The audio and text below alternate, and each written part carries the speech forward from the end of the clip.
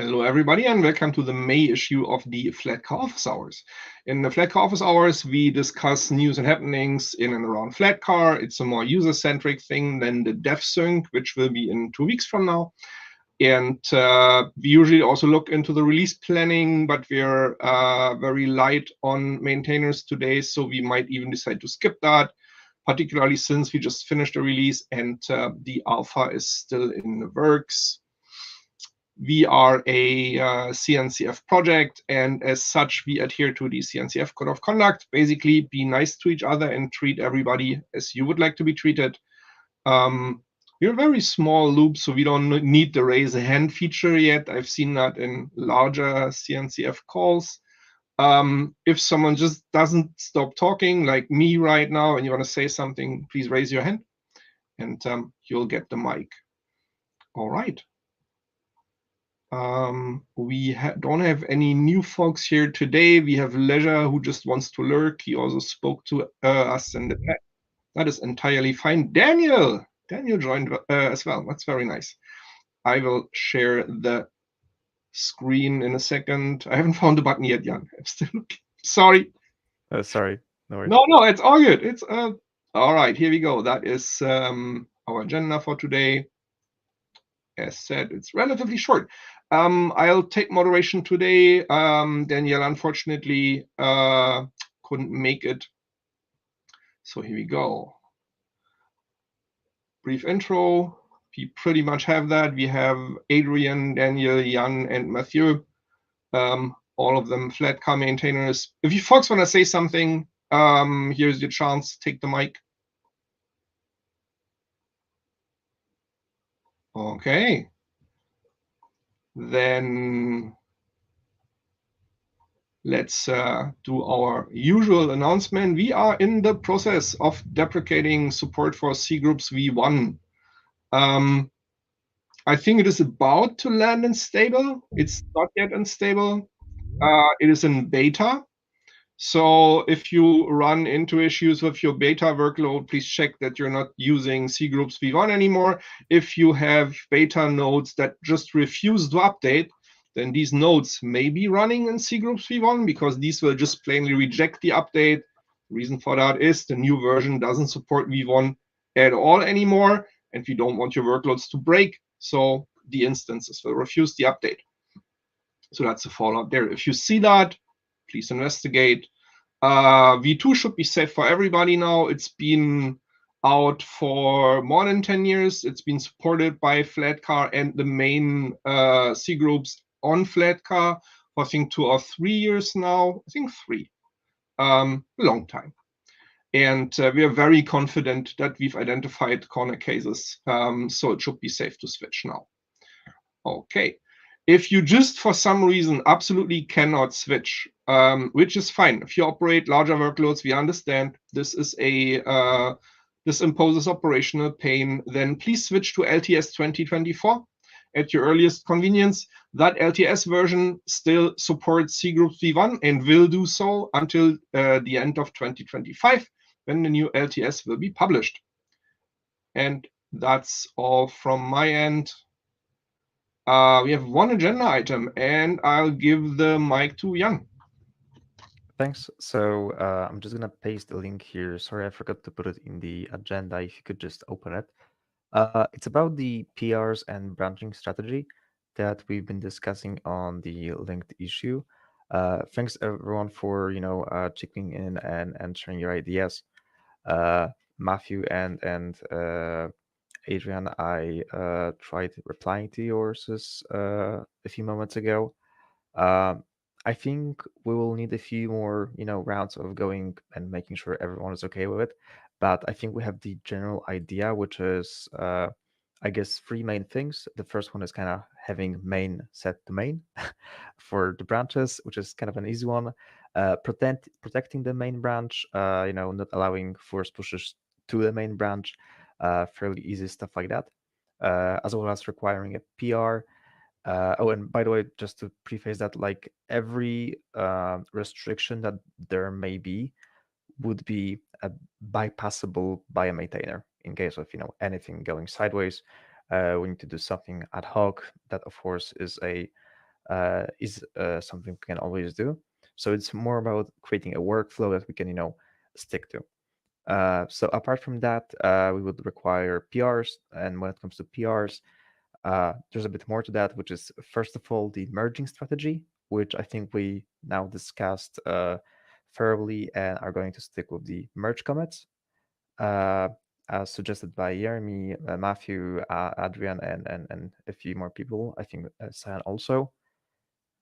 Also, CI should pass, generally speaking, with some exceptions, like, for example, the scripts repo, which is right now suffering from some problems with Fossa. But that, again, can be either bypassed by a maintainer when merging a PR, or simply can be temporarily disabled.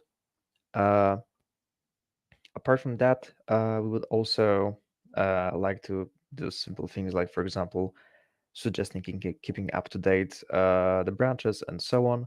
And I guess the other main one, apart from the merge comments being the merge strategy, we would like to have, as I think Jeremy laid out, uh, as well as a few other folks, we would have the comments on the branch that's being merged uh, kept clean, to put it simply, which is we want to have them all reversible, maybe even individually after a merge.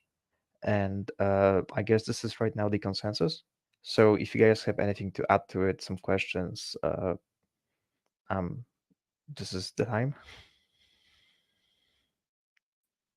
Yeah, I can start. Thanks a lot first for putting everything into one issue and trying to centralize all those information. It's not that easy because on the Flatcar ecosystem there are lots of repository, and each of them are specific workflow and processes. So yeah, that would be nice to get some standardization on this side. So yeah, I won't get back on the whole issue on all points you mentioned. So first things, I will try to apply some of those changes, almost everyone, on mental repository, like proof of concept, let's say.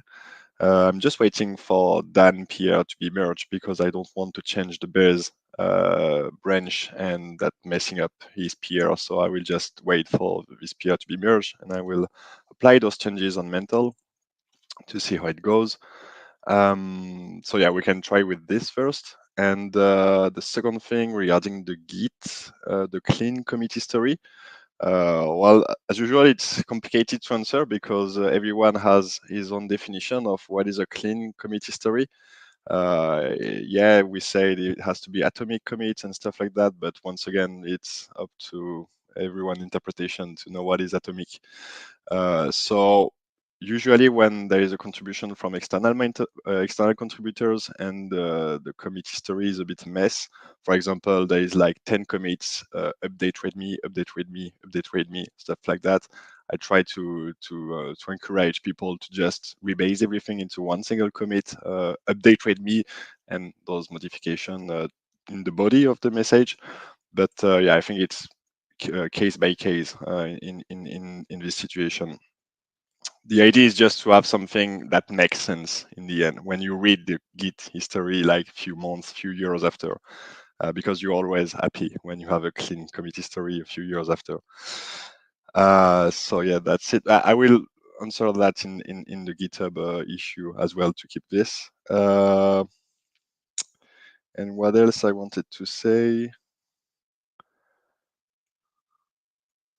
Yeah, I guess that's it. But yeah, I kind of yeah, the last things I wanted to say is that the most urgent thing, the most important thing is to bring some branch protection because this is what we currently don't have. And to me, this is the most important at this moment. But yeah, it will come when we will implement all the security fixes. But yeah, to me, the most important is the branch protection because currently we don't have.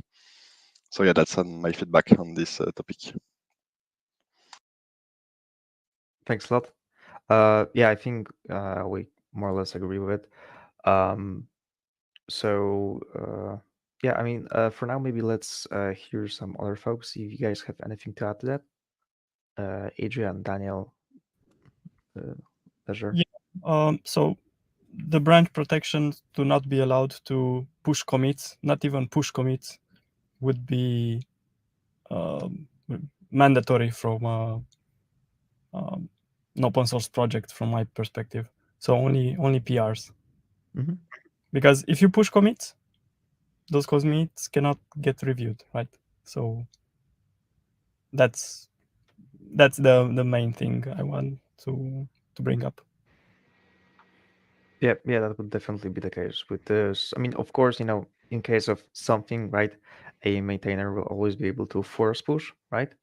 But generally speaking, a PR will be required. Yeah, but not even be able to push. I'm not talking about force push here. Oh yeah. Mm-hmm. Daniel, Leisure, would you guys like to add something, Tila? I think I like it. I mean, it doesn't really change anything. We can still force merge, as Jan said. Like we maintain people with maintainer access to a repo can force merge PRs, and they can override the branch protection requirements. We just need to acknowledge that, and we would need to make that a conscious choice, and it would be documented. And I like it. Like making this more formal is definitely worth it. That's good stuff. And as Matthew already said, thanks for the effort. This is worth like such a lot, and it'll also bring us closer to CNCF requirements when we graduate as a project. So that's good stuff. Regarding the squash commit versus single commits, I'm actually on your side, but I was surprised to learn that so many people do it so differently, and I get it. It's good feedback. It's learning for me. I always like have one single commit on my PRs because exactly for these reasons. Except if someone collaborates with me, I'm trying to preserve that. But usually it's just one. If it isn't one commit, then it's definitely a squash merge. But it's good to see that there are very good reasons to keep the commits. That's good stuff. No, yeah, I also think it makes sense. I guess just from my experience, we usually did, I guess, either smaller PRs, and if there was a bigger change, we would just simply divide that one big PR into a few smaller ones, which essentially kind of had the same effect as with a merge commit with a clean history, right? Which would, give you basically those few clean commits on the main branch after merging. And I guess the main benefit of having a squash was that, especially with various people working on those branches, especially external people, uh, you do not have to care about their branch and how they're doing things, right? They can have like 50 commits called work in progress, right? At the end of that, everything will be squashed anyway. But yeah, I think in our case, that makes sense to use merge commits, and I'm totally for it. So that was nice, learning what are the pros and cons of this kind of a solution. So we can definitely go with that. Daniel, Leisure, do you guys would like to add anything?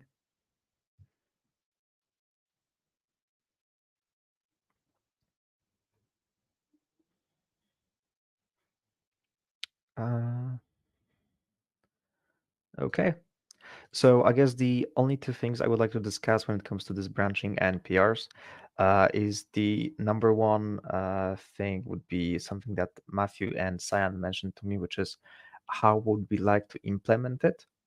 So I think the quote unquote first round of standardizing everything, I really feel like it should be done by hand, especially given that every repository may be different, right? There may be some crazy CI feature that someone forgot about, and if you change the name of the default branch, it will all blow up, right? Which is not very likely, but this may happen. And what was suggested to me is that we can, for example, use something like OpenTofu, because GitHub does have a Terraform module to basically later manage repository settings using that. So I was thinking, what do you guys think about that? Which would be the first approach of doing hand by hand, doing repo by repo, by hand, and then using OpenTofu to basically, after we have everything set correctly, to kind of set it in stone using OpenTofu and then change it through that. Yeah, that makes sense to me to have this open tofu approach, but it's not high priority. So I would say first we implement things by hand, and when everyone is happy and we have a current setup correct, we can start to investigate on importing this as open tofu Terraform format. But yeah, that would make sense, and it will closer from the Flatcar Linux infra redesign effort, because yeah, everything could be managed from single code base using OpenTofu and stuff like that. So yeah, to me that would make sense. But yeah, as said, it's not high priority, so even it can be done on the side, like a Friday afternoon project, something like that. But yeah, I will first ensure that the main implementation is correctly done and everyone is happy with this, and there is no blocking point from the community point of view. Yeah, makes sense. Anyone else? That's it. That's a nice path forward.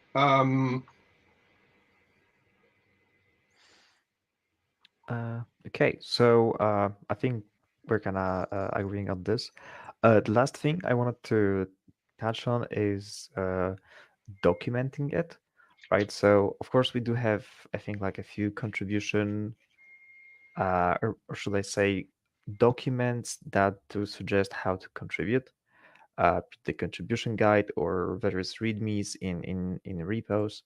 And I was thinking basically where and how should we and when should we take those standardization things into account, because of course we wouldn't like to do that right now because, well, it's not really in use.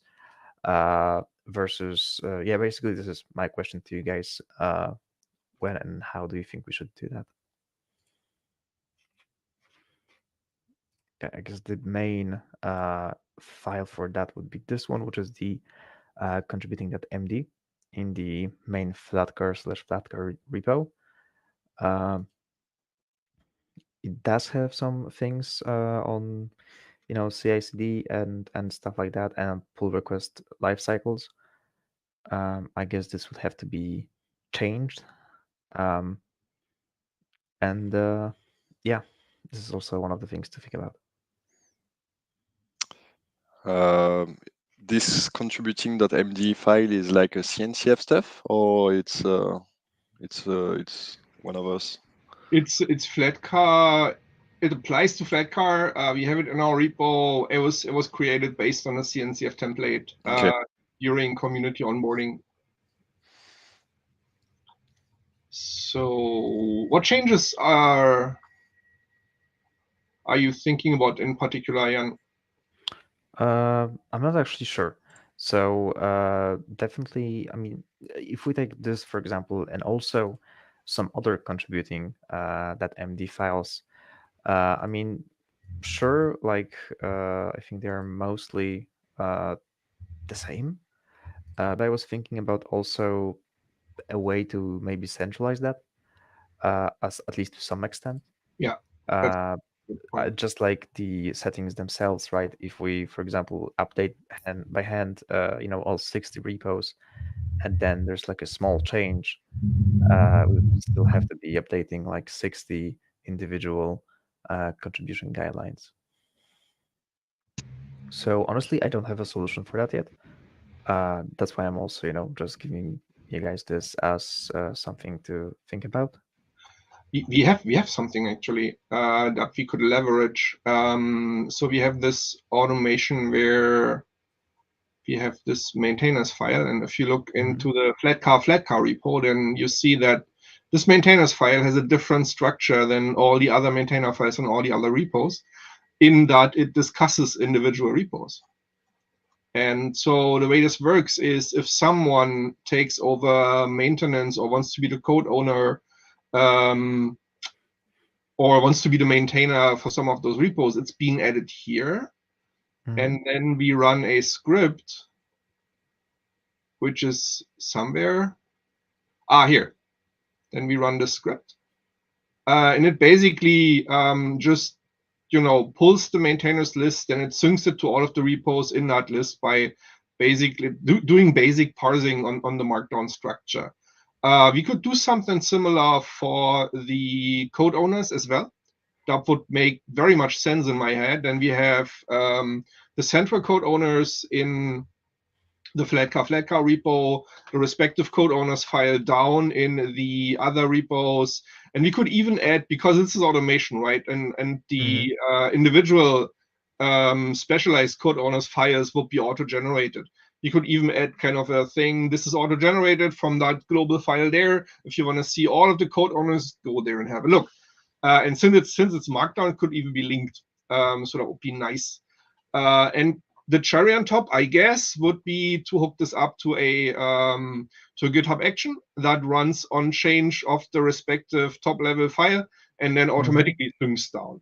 And you can give that GitHub action a token that can basically act through the whole GitHub org and update those files. So that would work.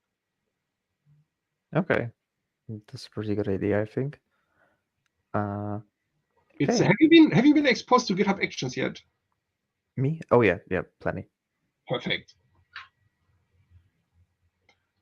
All Okay. right. Good stuff. Yeah.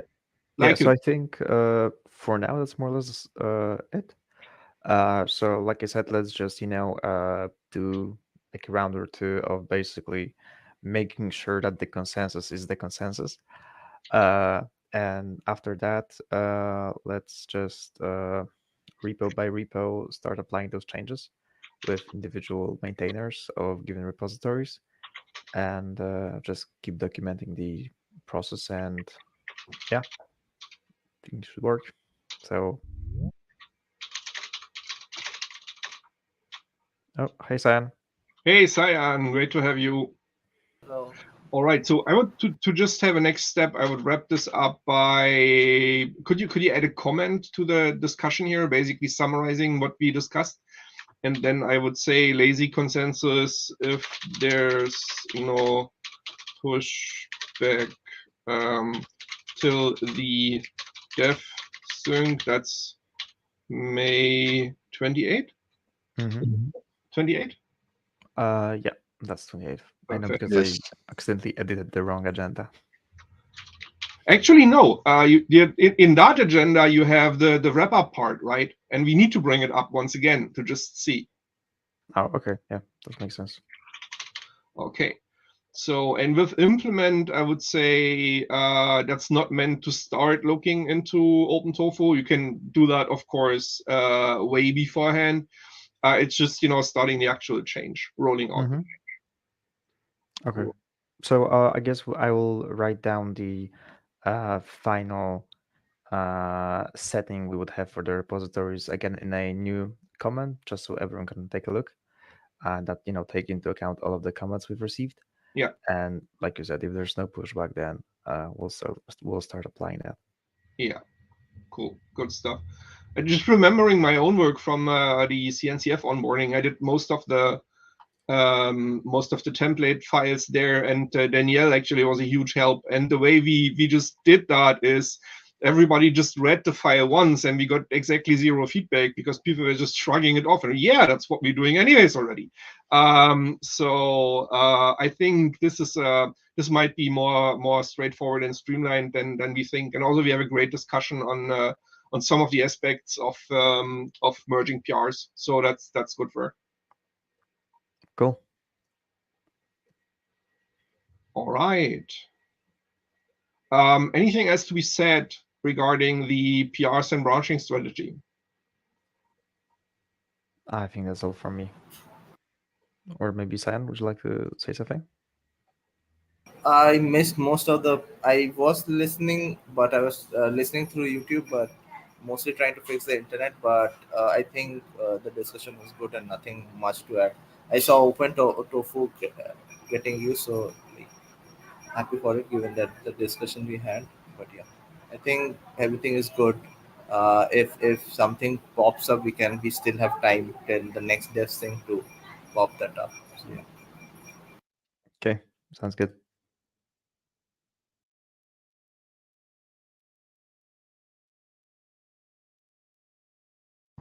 Oh, awesome. Cyan, do you think we're gonna do the release planning, or should we rather skip? What's your stance on this? I can give a quick overview on. Awesome. Uh, All right, I'll open it up. Here we go. so I'll just give a brief update on what's happening right now. So we released beta stable and LTS last week. Um, though we are stuck on the marketplace images, basically on Azure, we have seen a failure owing to a few of the links that is broken. So we would need to fix those and few of the other metadatas. I'll use this time to fix the other metadatas as well, like going through the whole all the offers and see everything's good or if everything is good. So I'll use this time to fix the marketplace. But two of plans in marketplace in Azure are live, but two are broken. So I need to fix those. GCP is still in progress, so expect some delay in that one because we are going through a transition phase from deployment manager to Terraform based deployments. So expect some delays on that. But other than that, release was good. So we are also prepping for the alpha release. Um, we had two pending issues.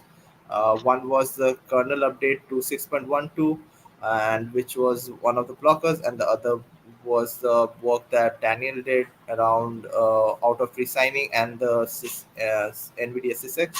So the kernel has been merged yesterday, reviewed and merged. Tests are looking good. There is one failure in that which Adrian mentioned that it would be released on May 26th, if I recall correctly, which is the Falco failure that we were seeing. But other than that, everything was green, so that's a good thing. And on the NVIDIA CSX side, Daniel is pushing through the work, trying to get the reviews and on the PRs that he has. And once those are merged, we'll start the builds. So yeah, that's mostly from the releases. Once those are done, we'll start the alpha builds, and probably in the month of beginning of June, we will start the next one. That is. The next set of releases. One question that is popping up is when would be the next table? So we would probably be it. So the idea is like we would probably have it in first week of June if things looks good, or we'll push it to July. But either of, but July is the last deadline to having the stable. So any changes that you're expecting to hit stable would be there in June or July. So yeah, that's all from release side. Gut feeling points more to June than to July because July is scarily close to the summer vacation season, and we have the C groups V2 deprecation in the next stable. So in June, people can still, hurry up and fix things. Matthew? Yeah, Sayan, you can answer if you want to. Tilo, I have another question. Sure. So yeah, so that's so that was one of the things. So I also that was the discussion that I want to have. Like when should be the next table, because most of the people with the C groups deprecation are expected in June, but we are kind of in the point 3 maintenance release for stable. We usually do till point 4. That's why another release. But we can have that again discussion. I mean, there's nothing much to be added, so we can directly bump from point in patch release to the major stable release. So I think we can have a discussion and create a bug tracker for it. If June, I mean, people are waiting for a lot of things the next table, so we can definitely have the release in June. Yeah. And thank you for that note on vacations, Thilo. Matthew. Yes, so I didn't understand correctly. So do we plan to release the current expected alpha like this week or next week, or do we wait for beginning of June and we do a full release for alpha, beta, stable, and LTS? We'll do alpha release this week, and then plan the next set of releases. So we will do like alpha probably. If things goes right, we can start the builds on Friday, and then release next week early, and then the next set of releases probably would come in first week of June or second week of June, just to stick to the back to the cadence again, as we were discussing on the release channel. Okay, so we don't skip this month alpha. We will release Correct. Okay. Correct.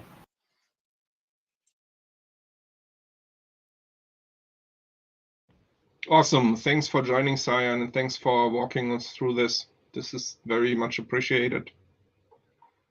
All right. Then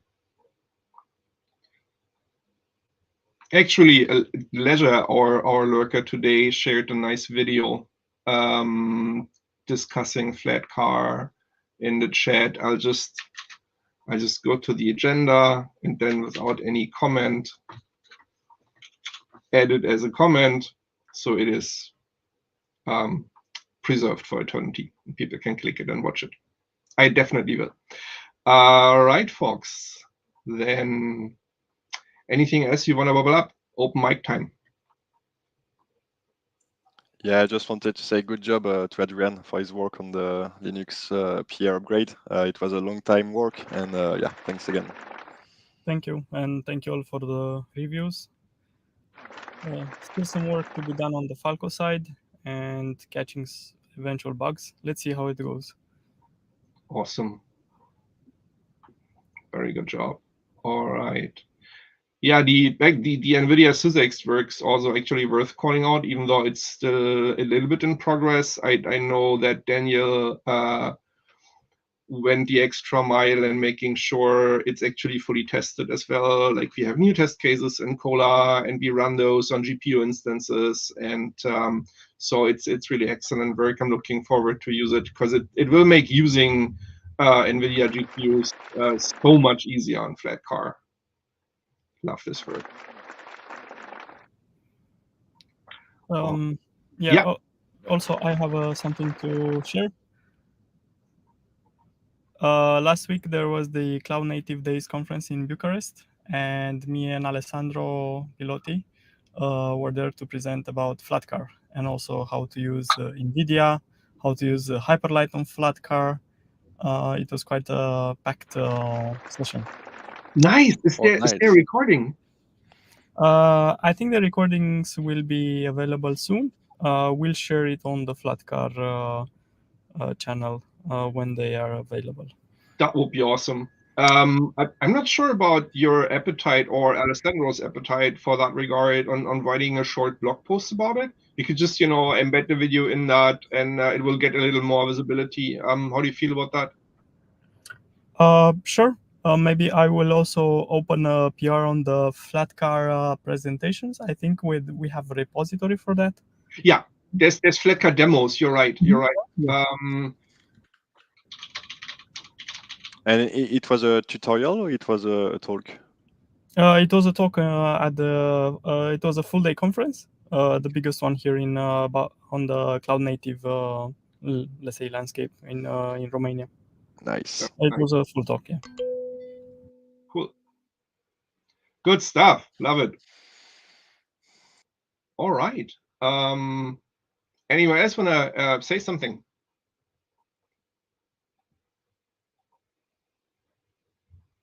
All right then. Thanks everybody for joining. Good stuff talked about today, and see you in 2 weeks for the DevSync. And until then, see you on our Metrics channel. See you. Bye-bye. Bye. Bye.